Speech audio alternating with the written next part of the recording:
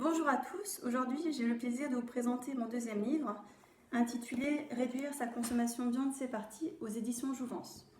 Alors je vais vous expliquer brièvement pourquoi j'ai écrit ce livre.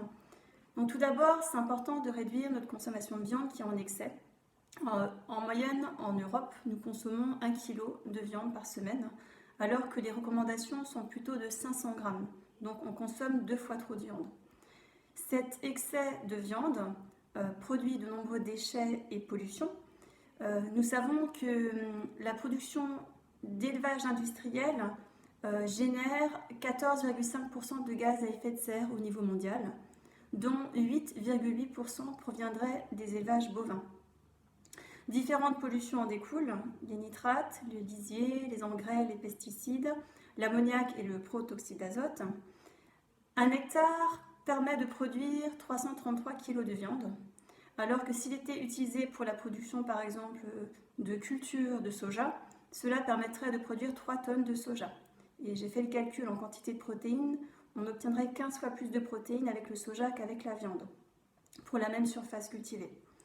La viande apporte des protéines de bonne valeur nutritionnelle, du fer, qui est bien biodisponible, ça apporte du zinc, des vitamines B12, etc. Donc oui, c'est intéressant de manger de la viande, sauf si c'est en excès.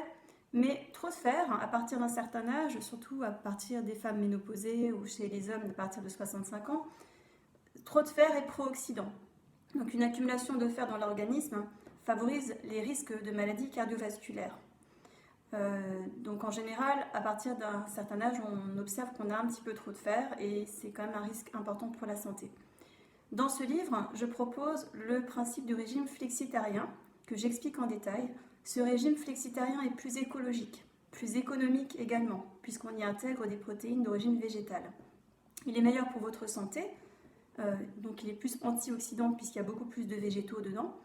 Il vous présente les alternatives à la viande, comme le poisson, les œufs, le soja, les légumes secs, en vous indiquant les fréquences de consommation, pour obtenir un apport optimal en protéines de bonne valeur nutritionnelle, en fer, en vitamine B12 et en zinc, et également dans toutes les vitamines. Et il vous apporte également des idées recettes pour pouvoir apprendre à cuisiner autrement les légumes secs. Donc pour moi, ce livre est ma contribution à la planète et j'espère que vous en ferez bon usage. Bonne lecture, à bientôt, merci.